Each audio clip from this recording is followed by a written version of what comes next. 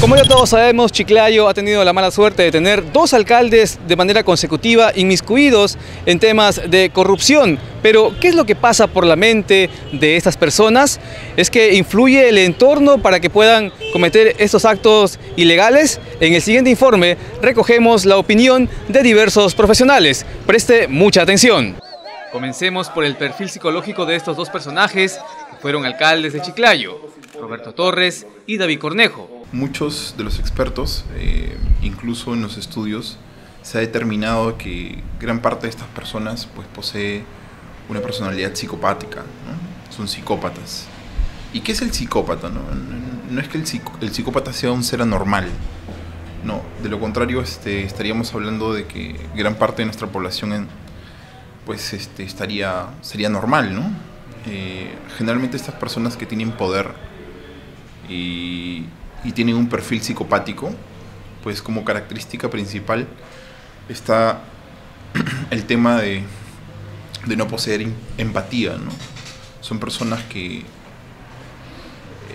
son ajenas al dolor de las personas o del entorno que los rodea. Son incapaces de sentir sensibilidad o emociones afectivas acerca del dolor humano. Pero entonces, ¿cómo llega al poder alguien así? Correcto, por el voto ciudadano.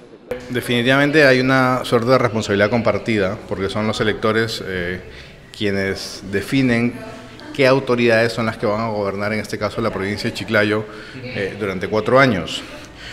Si es que se evalúa al detalle, digamos, los antecedentes, el currículo de los candidatos, se podría intuir no solamente que tienen ellos, digamos, un plan de gobierno acorde a las expectativas de la población, sino qué perfil como persona, como político, se desenvuelve en medio de la sociedad.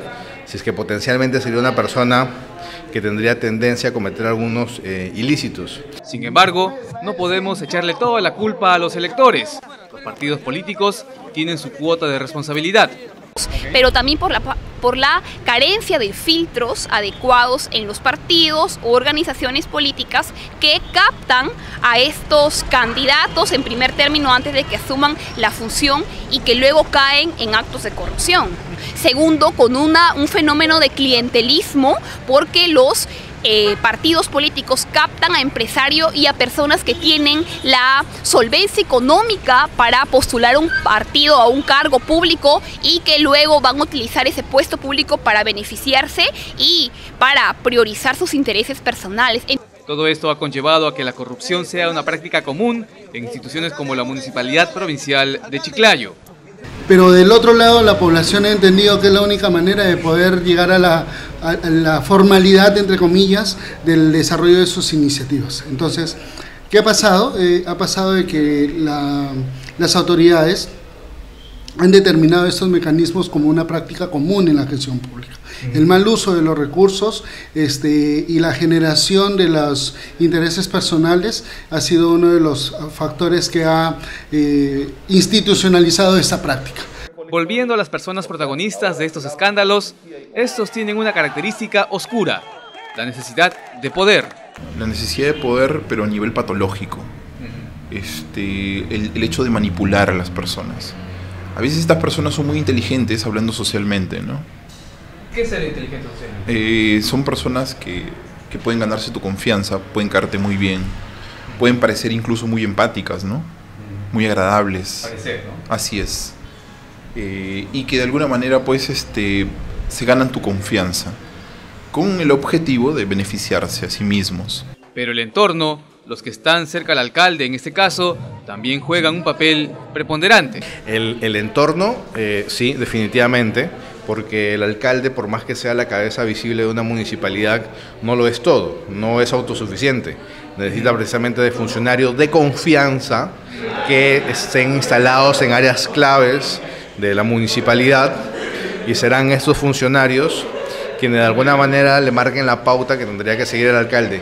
Dependerá de él que sepa discriminar si aquello que le sugieren es lo correcto o no, y él en su condición de alcalde, porque además tiene la facultad para poder hacerlo, decidirá si es que acepta las las recomendaciones. No olvidemos que este fenómeno de corrupción es de todo nuestro país. Mira, lo que está sucediendo en Chiclayo no es un caso aislado, no es la excepción a la regla. En el Perú, en América Latina y en general, en todas las democracias, los funcionarios públicos suelen estar inmersos en casos de corrupción. Entonces estamos hablando de que la causa es mucho más integral, mucho más global. No podemos hablar solamente de los casos de funcionarios públicos corruptos en Chiclayo, sino tendríamos que partir de una explicación mucho más profunda. Entonces, lo que sucede con los funcionarios de Chiclayo, pero también con los funcionarios del sur, del oriente, de ciudades como Cajamarca, Puno, que están envueltos en casos de corrupción, tiene que ver más con un proceso de descrédito de los partidos políticos. Entonces,